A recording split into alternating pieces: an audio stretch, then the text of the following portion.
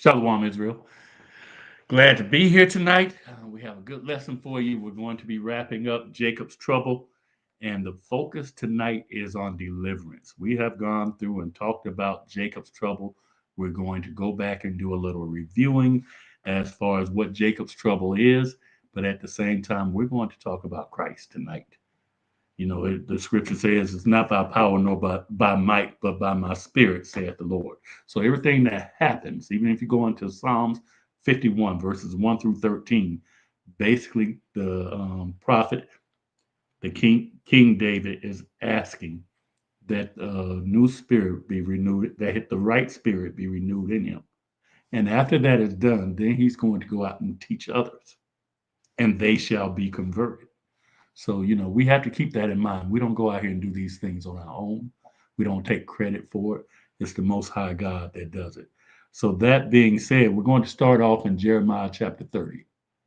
So, we're going to share our screen.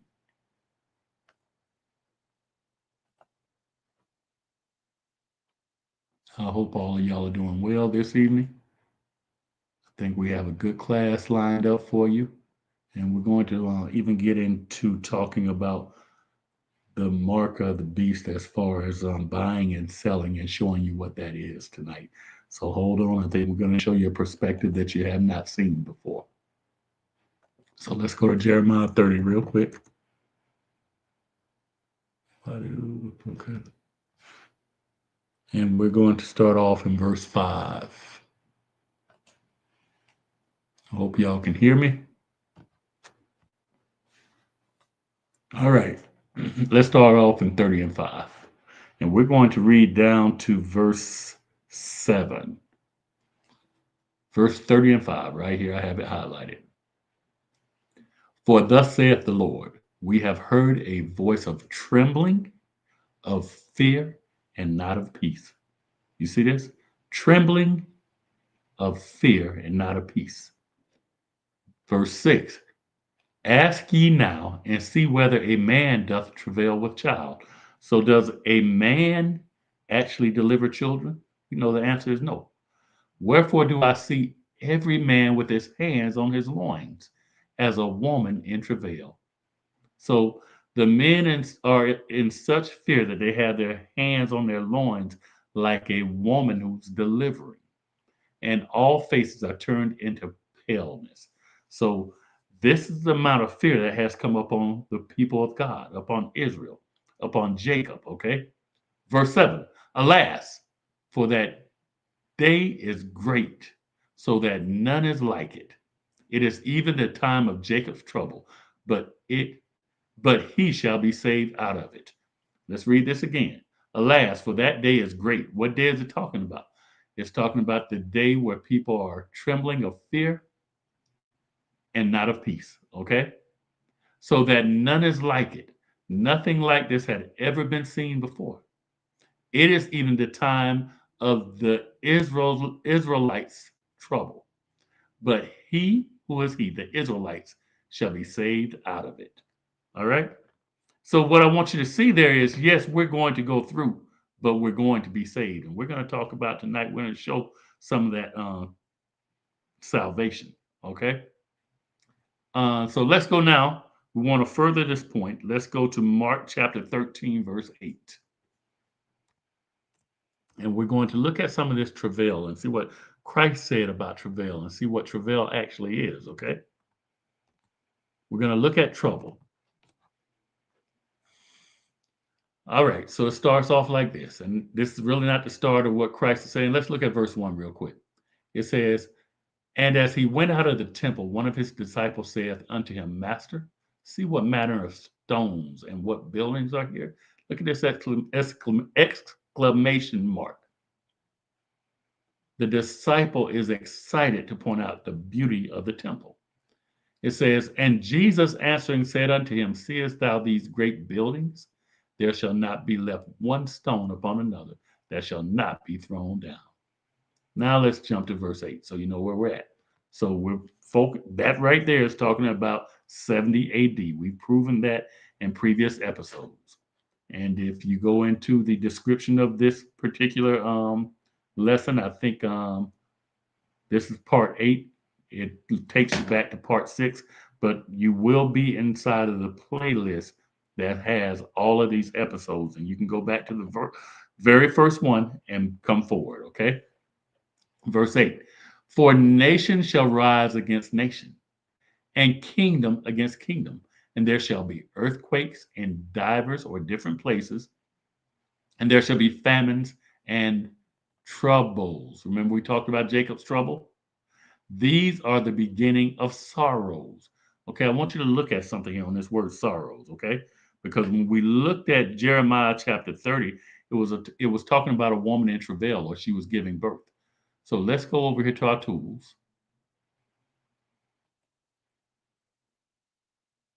Let's scroll down, find the word sorrows real quick.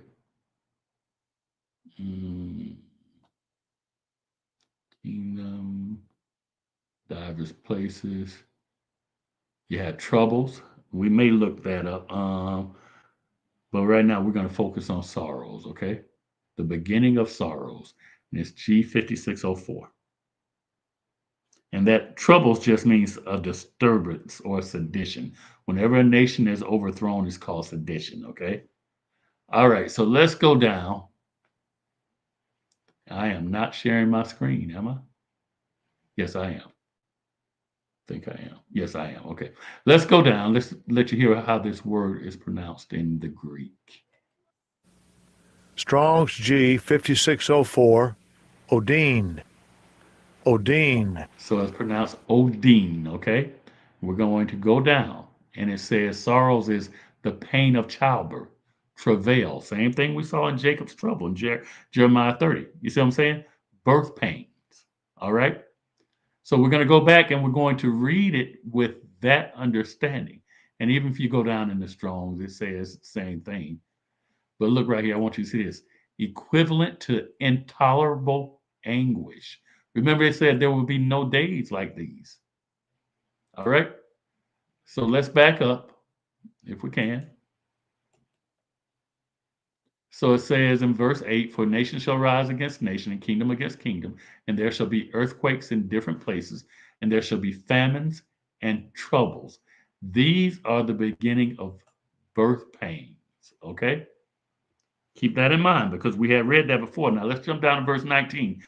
This is just review before we get into the crux of what we're talking about tonight. Verse 19, for in those days shall be affliction, such as was not from the beginning of the creation. Isn't that the same thing we saw in Jeremiah? Which God created unto this time, neither shall be. So Christ started talking about the buildings being destroyed. And he says, these are the beginning of sorrows or birth pains. And he said, this time is like a time that was not like from the beginning of creation and never shall be. So then we have to figure out, when does this time end, right? Because some people read this and say, okay, 70 AD was the completion of this. No, that's not where it completed. We had to see what Christ said, okay? Let's go down to verse 26 and 27. It says in 26, and then shall they see the Son of Man coming in the clouds with great power and glory. So this is not going to be hidden. The Son of Man, who is Christ, is going to be coming in the clouds. And it's going to be with great power and glory. Glory saying everyone's going to see him. It's going to be magnificent. Verse 27. And then shall he being Christ, send his angels and shall gather together his elect from the four winds, from the uttermost part of the earth to the uttermost part of heaven. Let me read that again. And then shall he send his angels and shall gather together his elect from the four winds, from the uttermost part of the earth to the uttermost part of heaven. That is the end of Jacob's trouble. If we haven't reached that, Jacob's trouble is not over. And I just wanted to reiterate that because we started off saying that in the beginning. Then we went through to show you who was going to bring this persecution upon us in subsequent episodes. But I want to get back to the beginning and show you how this comes to an end and when it comes to an end. All right. Let's see, we have Jay and Lo out there, Shalom. We have Christina out there, Shalom, Shalom. Good to see y'all. All right, so let's keep going. Let's go to Revelation 13. I'm going to show you a part of Jacob's trouble here tonight. I'm going to go in verse 6, I think. And so you're going to see something that I don't think that you've ever equivocated, if that is a word, to Jacob's trouble. Is that where we want to go? 17, 16. Going down to verse 16. All right, so here goes. Revelation 13 and 16. It says, "And he causeth all, both small and great, rich and poor, free and bond, to receive a mark in their right hand." So your right hand is something you do work with. It talks about the Most High delivering us out of Egypt with a mighty right hand. Okay, so this is talking about your actions, right? Or in their foreheads. This is talking about your thoughts. So let's read that again. "And he causeth all, both small and great, rich and poor, free and bond, to receive a mark in their right hand or in their forehead." So he's talking about what you do and what you think and believe. Okay. Verse 17 is where I want to get.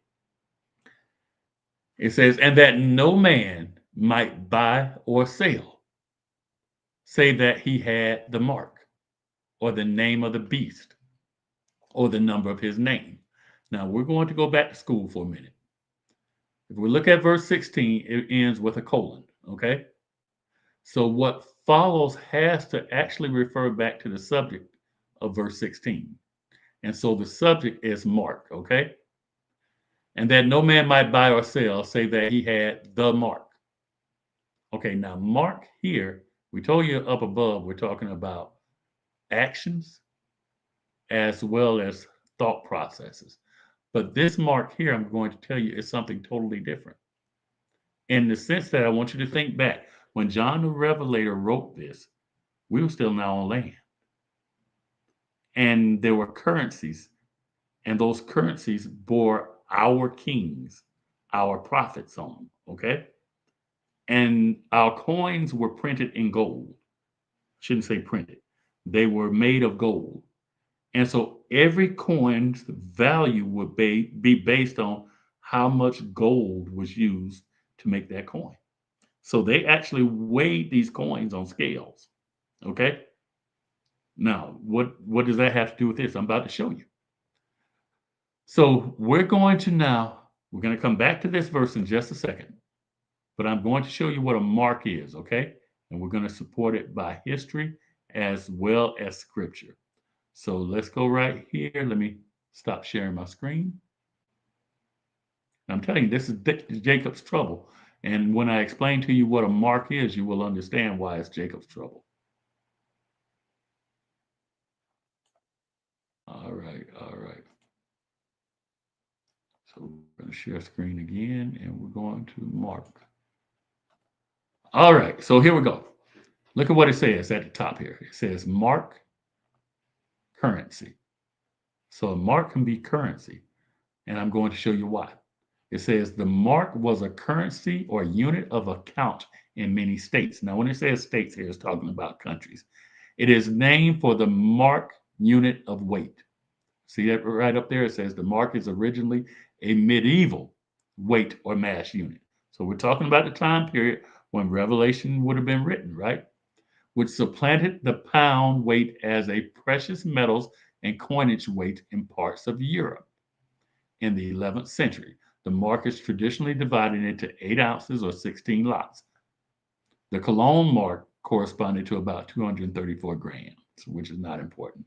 This is what I want you to see. A mark is a unit of weight related to gold. Okay? It says the word mark comes from a merging of 3 Germanic words.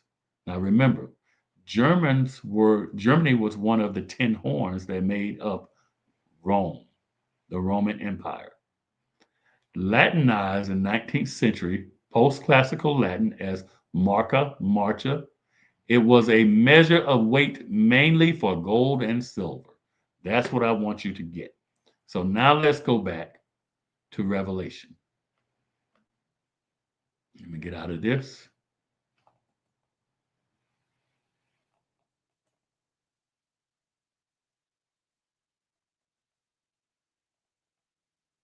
All right, we're going to get you right back, right back.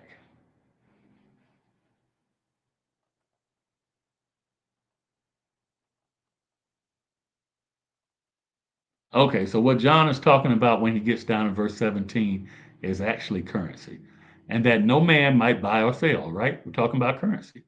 Save that he had the mark. What mark? The mark of the beast, the currency of the beast, or the name of the beast, or the number of his name. So now we get into spiritual things after we talk about the currency, or you have to be like we used to, many of us called ourselves Greek. That's what it means, or the name of the beast. You have to say you're Roman, you're Greek, you're American, or the number of his name. That's more spiritual. I'm not going to get into that tonight, okay? But when you see the commas, these are lists, these are different things. This is not saying you have to have all three. It says or. You see what I'm saying? So right now, we have the US dollar, and that's what we use to purchase with. And that dollar is valued around the world. When I went to Germany, they had what was called the Deutsche Mark. That's before the euro came in. I went over to Germany 3 different times. And these people would practically die to get a dollar. They value the dollar over everything. See, the dollar used to be backed by gold, and there was a president, President Nixon, that took the good dollar off a gold standard. So, what makes a dollar important now is people's desire for it. If no one wanted to take the dollar, it has no value. It's just paper. But what people value is George Washington, Abraham Lincoln, Benjamin Franklin. You see what I'm saying? And they believe that this currency is going to be supported by the US government.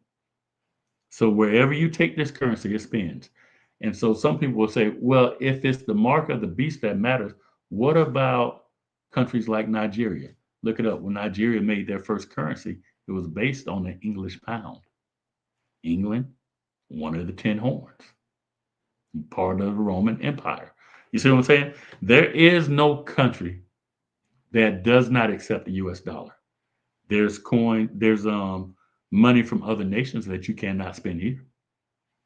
See, when we talk about mark, it's also a place of perfection that we look to get to. And so if you're going to purchase anything around the world, the perfect currency is the US dollar. You wake up every morning, they tell you how much gold is valued to the dollar, how much silver, an ounce of silver is compared to the dollar. They tell you how many barrels of oil you get per dollar. Everything is related to the dollar. Because we're in the technology age, you have other currencies that will be there also. But every nation has US dollars in their central banks. Every nation. Okay? And so that's how they back their currencies because the other currencies are not considered to be something of value. I was over in Saudi Arabia. I was over in the Middle East during the first Gulf War. And so that's when Saddam Hussein was about to be overthrown. I got I I purchased some of his currency because I was like, well, if he gets defeated, maybe this would be valuable at some date. And I still got it somewhere and it has no value. Once he was defeated, that currency is no good. We change presidents all the time, and the US dollar still has value. That's just a little side note just to show you. But so I want to show you that this is actually a curse in that we don't have our own land, we don't have our own king, we don't have our own currency, we don't have our own military. And so that was hard for people to understand when John came out with this prophecy, or I should say, when the Most High gave him this prophecy. Now we look back on it and it's been fulfilled. And the reason I brought that out is people are waiting for certain things to happen before they say the end is coming. And I'm saying, what is there left to happen? Everything's happened. Everything, when you realize who the Israelites are and who the beast is, it's all happened. Let's keep going. I mean, we're using the beast currency. Let's go to Matthew 22, because I told you I'm going to prove some of this by scripture as well.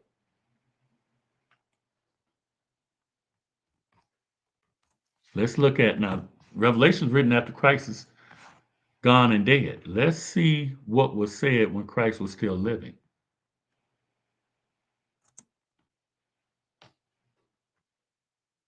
It's not what I wanted. All right, all right, all right. Matthew 22, and let's go to verse number 19. Let's go to verse number 19. Now, this had to deal with taxes. And we're not going to back all the way up. We're going right into 19, right here, where it's highlighted. And this is Christ speaking. He says, show me the tribute money. He's talking about money. Show me the tribute money. And they brought unto him a penny. So it's not the same as our penny with Abe Lincoln on it, but I picked this verse because you will understand the language, okay? Verse 20. And he saith unto them, whose is the image and the superscription? You see that? So you're going to have a image and you're going to have a signature carved in. Okay? I want you to get that now. Christ asked, whose is the image and the superscription? Because we just talked about the mark, and we're going to go back and look at what it says. We're going right back to Revelation, and we're going to look that up, okay? And then it goes on, 21 says, they say unto him, Caesar's. Whose image and superscription? The king of Rome, Caesar. You see that? Now let's go back to Revelation real quick, because I wanted you to see that image and superscription. And what was that? Revelation 13 and 17, right?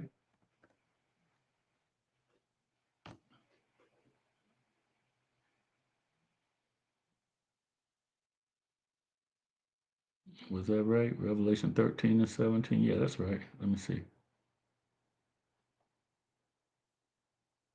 All right, all right. So this is what I want to do. I want to look up the word mark. Let's do this. Let's go to tools. Let's look up the word mark real quick.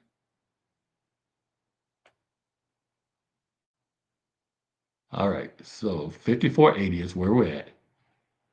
And the word is charagma. Watch this. Strong's G 5480. Charagma.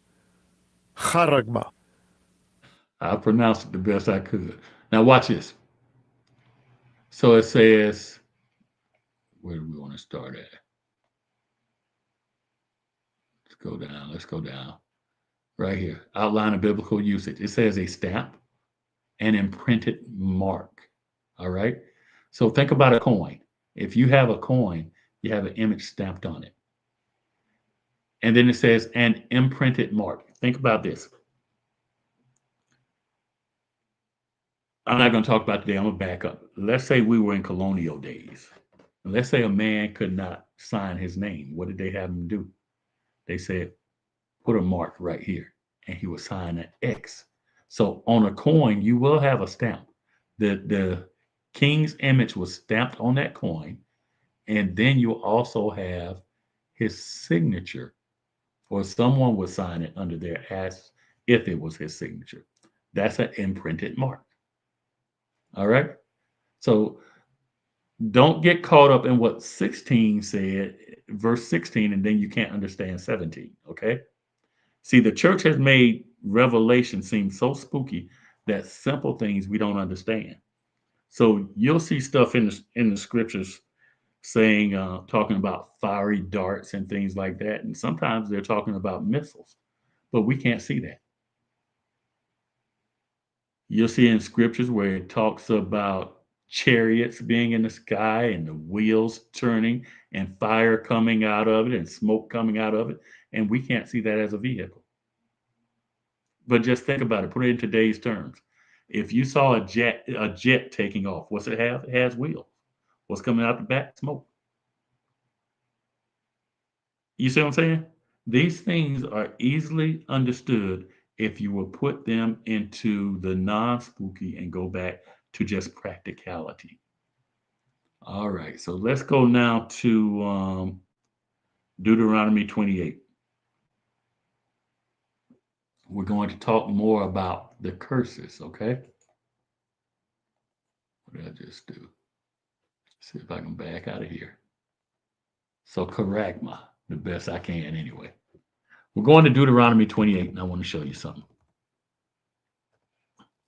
Now, you may have seen the thumbnail, and we had a lion on the left side, and on the right side, we had an eagle falling down to the ground. And this class is about the Lion of Judah, who is Christ, defeating the eagle of Esau or Edom or Rome, America. You know the bird of America, the royal bird of America is the eagle. Rome carried an eagle for its standard. Greece, their god was Zeus. And Zeus had an eagle that would go out and look around the world and come back and report to him. He could see through the eagle's eyes. Rome had Odin, who is Zeus by another name. See, Rome had the same gods, but they changed the names. Okay? The 10 horns, they all have the eagle in their royal crest. So we're going to show you some stuff about the eagle tonight in Scripture. And where I want to start at in Deuteronomy is verse 45 and 46. All right, verse 45. Here it goes right here. It says, moreover, all these curses shall come upon thee and shall pursue thee. These curses are going to actually pursue us. And do they catch us? The next verse says, the next words, the next three words say, and overtake thee. Look at that. They're going to pursue you, they being the curses, and overtake you till thou be destroyed. Well, destroyed, if we're destroyed totally, that means we'll be non-existent. What it's talking about is the glory that we had as a ruling nation. We would not have it anymore. We would be a defeated people. We would not have our own land. We would not have our own king. We would not have our own military. We would not have our own currency. The scriptures right here in Deuteronomy talks about how we would have to go to our enemy for everything. We have to go to them for water. We have to go to them for clothing. We have to go to them for housing. We have to go to them and get a marriage certificate, a death certificate. You can't even die without the enemy. Let's keep reading. Birth certificate.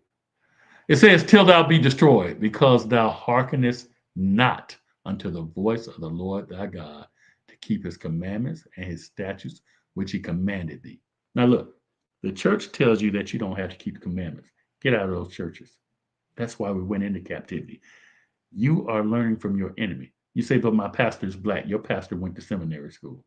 Yeah, he went right there to the cemetery school where all the dead are. And he's bringing that message to you. I don't care how good of a person you think he is. He's lost. And most of them are deceptive. They know the truth. Verse 46. And they being the curses, shall be upon thee for a sign. A sign is a depiction of what's there. When you pull up to McDonald's, there's a sign out there that says McDonald's. Burger King says Burger King. If you go to the grocery store, the name of that grocery store is out there. So you know what you're getting into. You know what's there. And so the curse is going to be upon us for a sign and for a wonder, and upon our seed forever. Our seed is our children. So the same thing that our forefathers went through, our children go through, which means we went through it too and are going through it today. Let's keep reading. Let's go to verse 30. Let's back up. Let me show you something about these curses. It says, thou shalt betroth a wife, and another man shall lie with her. What happens? Your wife can cheat on you. When? At the time when you're engaged to her. It says you're going to betrothal the wife. Before you even marry her, if you were going to wait, another man lays with her. That's a curse. It says, thou shalt build an house and thou shalt not dwell therein. Why? Because you get married, your wife leaves, you should take it to your house. But you want to relate all this back into slavery. And I'm asking you, if your forefather was a slave, what house did he own? We got to relate this to today. This is when we're living. Thou shalt plant a vineyard and shalt not gather the grapes thereof. Let's keep reading. And let's go to verse number 32. Thy sons and thy daughters shall be given unto another people, and thine eyes shall look and fill with longing for them all the day long, and there shall be no might in thine hand. This is not slavery. That is not what this verse is talking about. I'm going to prove it to you in a second. This has to deal with your wife leaving you and taking your children. This has to deal with defects. The Department of Family and Children's Services come to your house and taking your children. And you can't get them back. And you're going back before somebody else asking for your children. And they're telling you how to discipline your children. This is the curse that you're under today.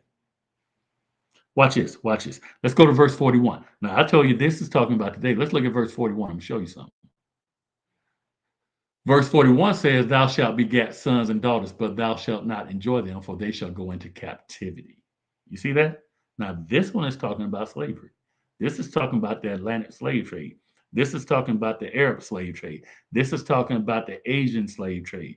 This is talking about us being slaves all over the world. Why? Because if we go back to verse 45 and 46, we did not hearken unto the Lord our God and keep his statutes and commandments. And the church is still telling you not to do it. And you're still having problems to this day because we have churches on every corner in our neighborhood. Why are they there? To destroy us. That's a curse. I'm going to show you. We're going to talk about those churches in a minute. Let's go now to verse 37. Let's back up. And thou shalt become an astonishment, not in a good way, a proverb and a byword. What's a proverb? They say, if you want to hide something from a nigger, put it in a book. What are they saying? They're laughing at us because we had a book that told our history. The book told us our current state, and it prophesied about our future, and we never knew what it said. They took from us the ability to read the language that they had translated the book into, and they took from us the ability to speak the language that is natural to us. And then they took verses out of the book and gave us what they call the slave Bible. I was supposed to show that to y'all tonight. I'm not going to worry about it though, but look up the slave Bible. It's out there. This is what they did. This is a curse. And they have the book. They know that we are the people, and they hid it from us and they laughed about it. That's what they mean by a proverb, right? So let's keep reading. Let's look at some more of this. Let's look at 37 still. And thou shalt become an astonishment, a proverb, and a byword. What is a byword? It means that you're not known by your natural name. So the Lord called you an Israelite. What did they call you? African American. What did they call you? Nigger. What did they call you? Negro. What did they call you? Colored. What do they call you? Indian. You see what I'm saying? Mexican, Dominican, Jamaican. That's not you. You're Israelite. You're Jacob. You're Judah. You're Issachar. You see what I'm saying? Reuben, Gad, Asher, Joseph, Manasseh, Ephraim. Let's keep reading. Who's going to do this? It says, among all nations, whither the Lord shall lead thee. So every place that you are in, you're an astonishment, a proverb, and a byword. That's a curse. That's Jacob's trouble. Let's go to verses 49 and 50. Let's talk about something real quick. It says in 49 right here, The Lord shall bring a nation against thee from far, from the end of the earth, as swift as the eagle flieth, a nation whose tongue thou shalt not understand. Now, we've done enough about the eagle these last few weeks, where there should be no doubt that the eagle is Rome. And there should be no doubt that when Rome came back from death, they came back as 10 different nations. That's the Roman Empire. And then we went on and showed you that the 10 nations, out of it came one more nation. It defeated 3 of the 10. Britain was Britain was defeated in the Revolutionary War. France was defeated in the French and Indian War, and Spain was defeated in the Spanish American War. And that's how America came about. And America is the little horn referred to in Daniel chapter 7. Okay? So let's keep reading. Verse 50. A nation of fierce countenance, which shall not regard the person of the old, nor show favor to the young. When they put us in slavery, they worked us till we died. They didn't care how old we were. Our children, they separate them from the mother before they were weaned. Mama had to go out there and work in that field. Mama had to breastfeed master's children and neglect her own. I'm telling you, that's Jacob's trouble. Let's go now to, let's go to Obadiah real quick. Let's go to Obadiah since we're talking about this eagle. Let's back up and see this again. The Lord shall bring a nation against thee from far, from the end of the earth, as swift as the eagle flieth.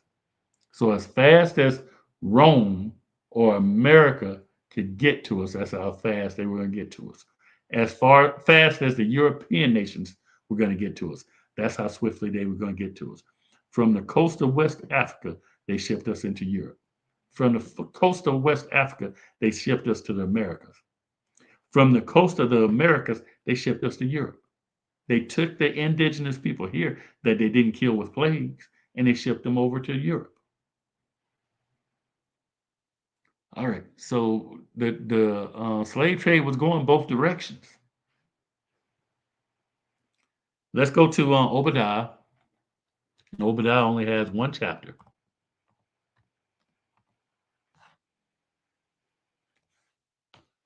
And we're going to start off in verse 1. Obadiah is a prophet. Let's see what Obadiah says. The vision of Obadiah. It's not talking about his eyesight, saying he had a vision from the Lord. From the Lord. Thus saith the Lord God concerning Edom. We know Esau's name was changed to Edom. So this vision is about Esau, or the people of Esau, the Edomites. We have heard a rumor from the Lord, and an ambassador is sent among the heathen.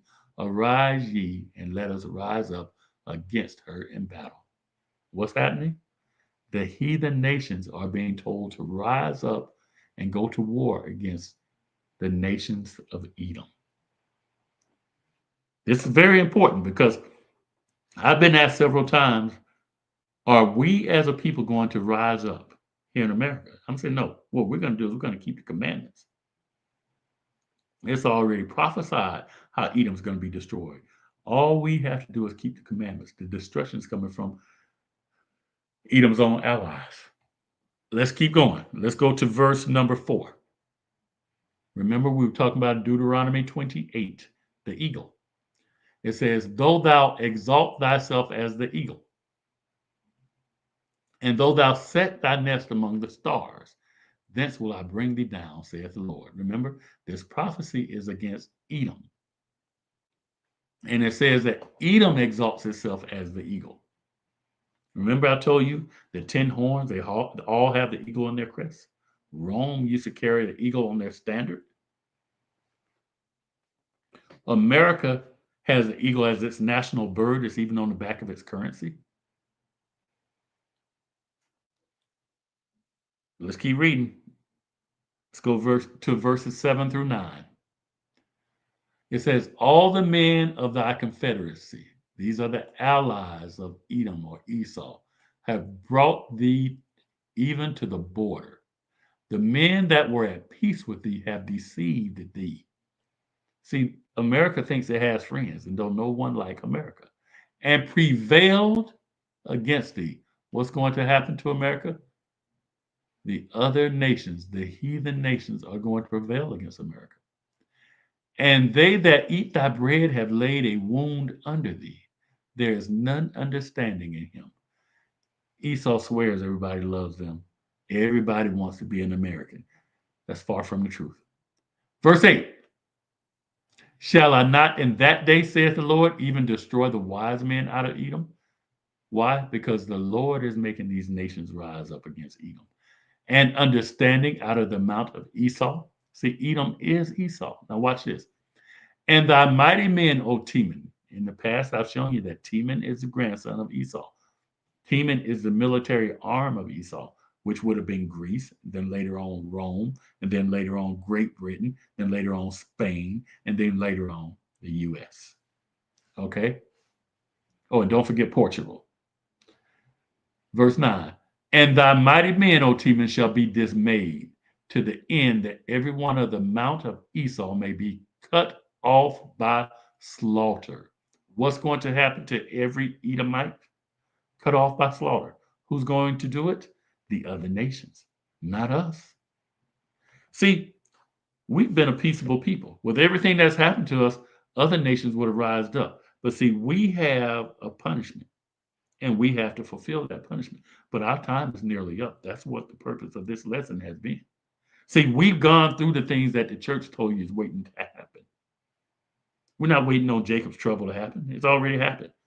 The great awakening is before you now. So why is Esau going to be punished like he is? Verse 10. For thy violence against thy brother Jacob. It's what he's done to the Israelites. Still doing it, killing us in the streets. Let's read it again. For thy violence against thy brother Jacob, shame shall cover thee, and thou shalt be cut off forever. Esau does not get eternity. Esau does not get salvation. I want y'all to understand that. Let's go now to where do I want to go? Let's go back to Deuteronomy 28. Let's look at verses 64 and 65 real quick. Deuteronomy 28. Because I want y'all out of these churches. You got to get out of them. This is where our destruction is coming from. You got in your neighborhood, you got the church, and next to the church is the liquor store. You have better success in the liquor store than you do in a church. You can control how much you drink. You can't take on none of this foolishness coming out of the church. That's what Revelation 13 and 16 is talking about. All right, so let's read. It says, and the Lord shall scatter thee among all people. Deuteronomy 28 and 64. So we're in every nation, from the one end of the earth even unto the other. And there thou shalt serve other gods. What are we going to do when we get scattered? What are we going to do after Rome destroys Jerusalem in 70 AD? It says we're going to be scattered and serve other gods. So look, whatever God you came here and served, that's not the God of Abraham, Isaac, and Jacob. The scriptures just showed you that. So consider yourself. If you came over here and you fell into Christianity, you have to realize something. Christianity was not the way that your forefathers walked. Once you realize you're an Israelite, you got to realize you can't fall into Christianity. Watch this. It says, and there thou shalt serve other gods, which neither thou nor thy fathers have known, even wood and stone. What are these gods? Symbols, wood and stone. What do the Christians worship? They worship a cross. And you say, but I don't worship the cross, but it's your symbol. You see what I'm saying? And the cross is of wood. Well, what about the stone? Well, the stone is the Kaaba stone in Mecca, where they made us bow down and kiss it as they sold us into slavery. See, the cross was no different. The conquistadors made us bow down and kiss that cross. And if we didn't, we were beheaded. We were put between beasts and tied to both of them and pulled apart. Our pregnant women, they actually put rodents up inside of them and had them scratch babies out. They turned them upside down, cut their stomachs open, and let the dogs eat the babies off the ground, and had our people watching them, watching all this to put fear in them. See, we were born into being an Israelite. We were chosen by God. We didn't go around killing people to make them Israelites. You can't change your ethnicity. All right, verse 65. And among these nations, the nations we've been scattered to, shalt thou find no ease. What are they talking about? Be riding down the street around midnight, and that blue light come on behind you. You'll know what they're talking about. Neither shall the sole of thy feet have rest, but the Lord shall give thee there a trembling heart, and failing of eyes, and sorrow of mind. And thy life shall hang in doubt before thee, and thou shalt fear day and night, and shalt have no assurance of thy life. You don't have any assurance of your life. Let's go here. Let's go here. Let's go to. Do I want to do that? Yes, I do. Let's go to verse 1 of Deuteronomy. So we've shown you Jacob's trouble. And what I want to do is assure you of God's deliverance through his son, Yahweh Shai. Let's look at verse 1. It says, and it shall come to pass, if thou shalt hearken diligently unto the voice of the Lord thy God, to observe and to do all his commandments, which I command you this day, that the Lord thy God will set thee on high above all nations of the earth. Where are the Israelites going to be? Above all nations of the earth. And how do we get there? We've been given a roadmap. He said, keep the commandments. If we were to keep the commandments, let me see what that says. Obadiah, Shalom King. If we were to keep the commandments, then we also get the blessings. Verse 2, and all these blessings shall come on thee and overtake thee. See, you can't run away from the blessings if you're keeping the commandments. They're going to overtake you. If you run it as fast as you can and you turn the corner, you can't get away from the blessing. If thou shalt hearken unto the voice of the Lord thy God. Let's go now to Deuteronomy 7 and 6. Watch this. If God is going to set you above all nations, then why are you fighting for equality? Stop fighting, fast, and pray. Search the scriptures, find out what the commandments say, and do them. That's what you do. And then you rise above. You don't want to be equal to a heathen. Watch this. Verse 6. Deuteronomy chapter 7. For thou art an holy people unto the Lord thy God. The Lord thy God hath chosen thee to be a special people unto himself, above all people that are upon the face of the earth. You're not equal to anybody. You are the princess and the princesses of this world. You just got to walk in your goodness. You got to walk in your righteousness. See, these commandments of righteousness, you got to do them. Get away from those churches that are telling you not to do them. Let the dead bury their dead. Get away from your family members who are trying to keep you in those churches. Separate yourself. Verse 9, let's go. Know therefore that the Lord thy God, he is God, the faithful God, which keepeth covenant and mercy with them that love him and keep his commandments to 1,000 generations. I want to read that one again. Know therefore that the Lord thy God, he is God. The Lord thy God, he is God. We're talking about the God of this Bible. If they're preaching another God from you, they come from the New Testament and tell you this is a new God, that's not the God your father knew. We believe in the whole book, but it's the same God, and he doesn't change. He's the same yesterday, today, and forevermore. Now let's read this again. Know therefore that the Lord thy God, he is God, the faithful God, which keepeth covenant. He doesn't break covenant. And mercy. Oh, he's merciful, or else we'd be dead. With them that love him and keep his commandments to 1,000 generations. Let's go to verse 17. Watch this.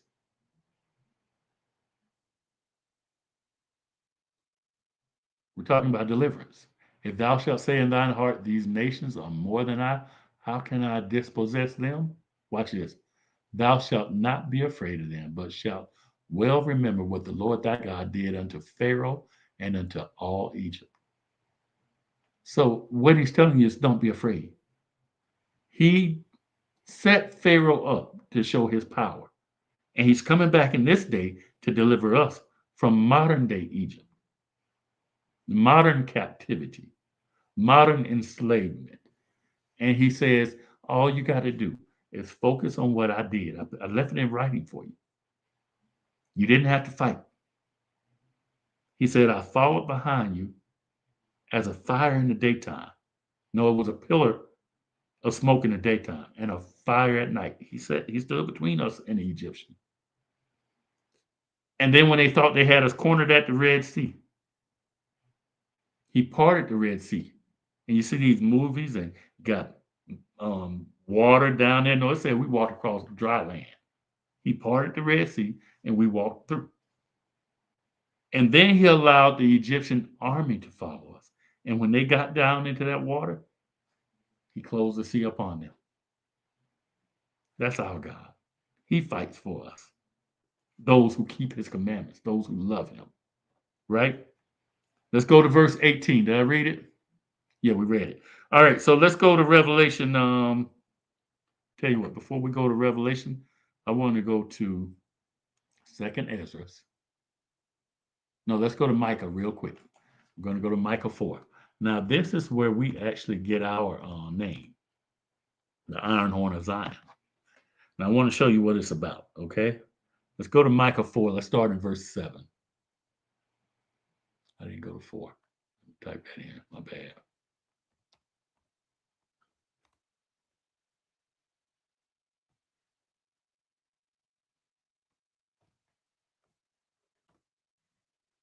We're not going to hold you much longer. All right, so I want to give you a time frame of when the Lord is talking about. And we're going to go from verse 7 to verses 10 through 13. So here we go. And I will make her that halted a remnant, and her that was cast far off a strong nation. See, he's talking about us.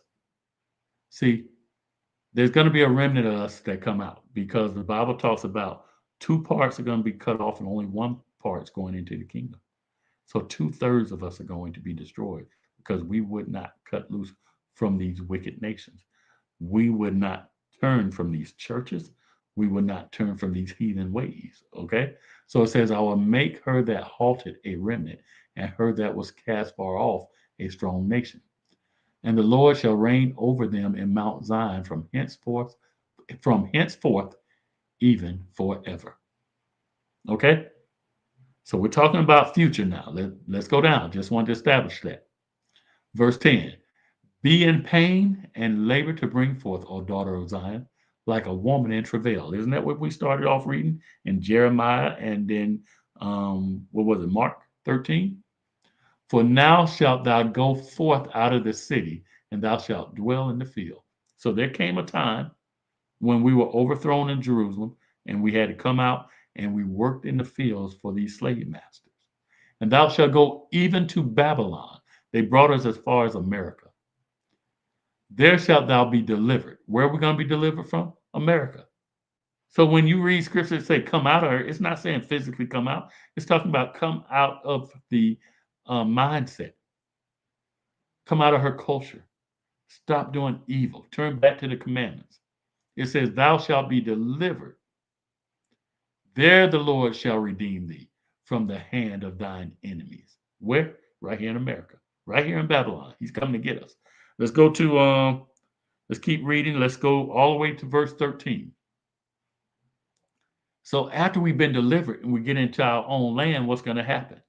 That's where Armageddon takes place. It says, now also many nations are gathered against thee that say, let her be defiled and let our eye look upon Zion. They're trying to attack us in our homeland. Verse 12, but they know not the thoughts of the Lord, neither understand they his counsel, for he shall gather them as the sheaves into the floor. See, they thought it was their idea to come there to attack us. No, the Most High is bringing them in one place so we don't have to go looking for them. He bringing them right there to Zion. Verse 13. Now I want you to keep note of that word Zion because I told you this is where we got our name from. Iron horn of Zion. It says, arise and thresh. What are we going to do when they surround Jerusalem? It says, we're going to arise and thresh. Remember, it talked about sheaves on the floor? So that's our threshing floor. Arise and thresh, O daughter of Zion, for I will make thine horn iron. What is it? The horn is going to be iron. We're the iron horn of Zion. And I will make thy hooves brass, and thou shalt beat in pieces many people. And I will consecrate their gain unto the Lord. We're going to take the spoils from their lands. And God's going to make it holy. He's going to accept it. And their substance unto the Lord of the whole earth. You see that? We're going to get their wealth. We're going to defeat them and take what's ours back. Let's go to Revelation. Let's go to Second Ezra real quick. We're going to finish in Revelation. Let's go to. Let me go ahead and stop sharing real quick. And we're going to go over to Second Ezra. Now you might remember the story of Jacob and Esau when they were born, and Jacob held the heel of Esau, right? So Second Ezra chapter 6 explains that. So we're going to read Second Ezra 6, verses 8 and 9. It says in verse 8, and he said unto me, this is the Most High talking to Ezra. So Ezra said, the Most High said unto him, actually the angel was talking to him, from Abraham unto Isaac, when Jacob and Esau were born of him, Jacob and Esau were born of Isaac, Jacob's hand held first.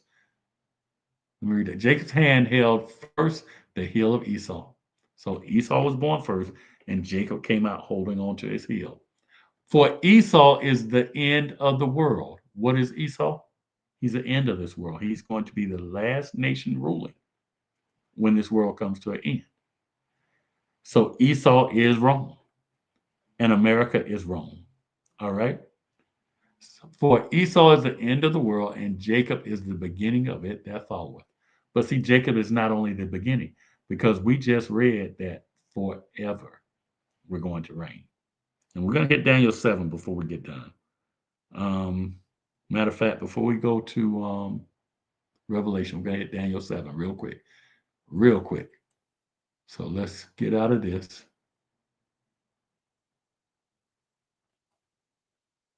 We're going to read it real quick. You're going to have to go back and listen to the previous lessons to get the breakdown, okay? But I want to show you something. Then we're going to start in verse 7.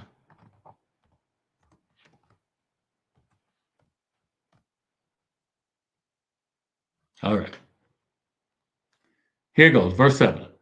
After this, I saw in the night visions, and this is Daniel talking, and behold, a fourth beast, dreadful and terrible, and strong exceedingly, and it had great iron teeth. It devoured and brake in pieces, and stamped the residue with the feet of it. And it was diverse or different from all the beasts that were before it, and it had 10 horns. So we broke down that this was Rome, and we showed you the nations that make up the 10 horns, okay? You had to go back and get that in previous episodes. Verse 8, I considered the horns, and behold, there came up among them another little horn, before whom there were 3 of the first horns plucked up by the roots. And I just told you, and in previous episodes, I told you that America had to defeat Great Britain, they had to defeat France, and they had to defeat Spain to become a nation. And those were 3 of the horns that made up the 10 horns that made up the Roman Empire. So let's read that again. I considered the horns, and behold, there came up among them another little horn, before whom there were 3 of the first horns plucked up by the roots. And behold, in this horn were eyes like the eyes of man, and a mouth speaking great things. Blasphemous is what this nation is. Watch this, verse 9. I beheld till the thrones were cast down, and the Ancient of Days did sit, whose garment was white as snow, and the hair of his head like the pure wool. We got the pure wool of Israelites, of so-called African American or black folks. This is what our God looks like. Okay? His throne was like the fiery flame, and his wheels is burning fire. So they saw him on what is referred to in the ancient scriptures as a chariot, right? We know them as vehicles. The government calls them UFOs. See, it says a fiery stream issued and came forth from before him. Thousands ministered unto him, and 10,000 times 10,000 stood before him. The judgment was set, and the books were opened. I beheld them because of the voice of the great words which the horn spake. The horn has spoken great words, the little horn, America, about how great they are. I beheld even till the beast was slain, and his body destroyed and given to the burning flame. The beast was Rome. Of America's part of Rome. Okay. As concerning the rest of the beasts, they had their dominion taken away, yet their lives were prolonged for a season and a time. Now watch this. Verse 13. I saw in the night visions, and behold, one like the Son of Man. We're seeing Christ right here in the scripture. Came with the clouds of heaven, and came to the Ancient of Days, and they brought him near before him. And there was given him dominion and glory and a kingdom. That's the Israelites. That all people, nations, and languages should serve him. His dominion is an everlasting dominion, which shall not pass away, in his kingdom, that which shall not be destroyed. You see that? See, he's given a kingdom, but all nations have to worship him. And if they don't, oh, it says in Revelation that they won't even get rain. They had to keep the Feast of Tabernacles. I think, not Revelation, I think it's Ezekiel. Okay? So I wanted you to see that. Now we're going to go now to Revelation chapter 21, getting ready to close out. We're going to read verses 9 through 12, okay? I want you to see something.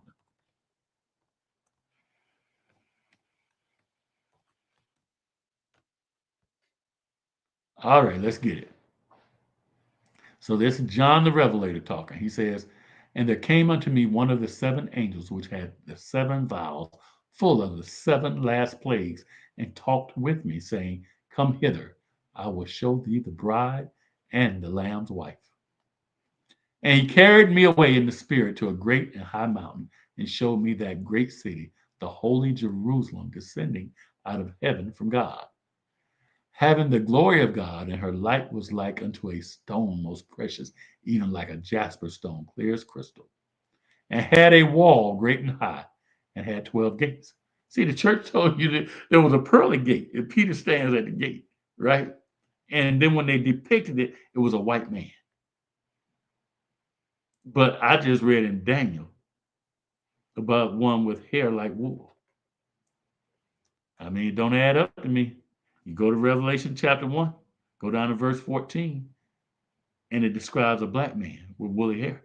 That's Christ. Let's keep reading. That's another day, another time. Verse 12. And had a wall great and high, and had 12 gates, and at the gates 12 angels. You see the theme here? And names written thereon. So on these gates should be the names of the people who get into the kingdom. And there are 12 gates. So let's see who these people are.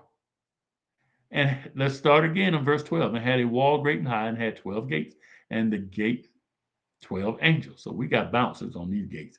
You ain't getting in if you ain't written. And names written thereon, which are the names of the 12 tribes of the children of Israel. I mean, you can't get around it. From Genesis to Revelation, this book is about Israel. It shows our downfall. It has a story of our redemption. And these other nations think that they're getting in. Okay, then why haven't you suffered with us? Why do you think you get in without suffering? You get to rule here, and then you get to rule there too. It don't work that way. See, you've sinned. You've been in sin the whole time. It just showed you that you're going to be punished for what you did to the children of Israel. So how do you figure you're getting in? The only ones getting in, that's not us, are our servants. Other than that, if you keep reading on, you're going to find out what the other nations are going to be doing is they're going to be in a constant parade bringing their wealth to us. That's your role in the kingdom, to serve Israel. Hey, Shalom, Israel. I hope this was edifying. I want to assure you that the Lord has you on your mind and your deliverance is coming. But it comes by keeping the commandments. And the scriptures say, not by power, nor by might, but by my spirit, saith the Lord. You cannot keep the commandments without receiving the Spirit of God. So if you have not asked, ask the Lord for his spirit. Shalom.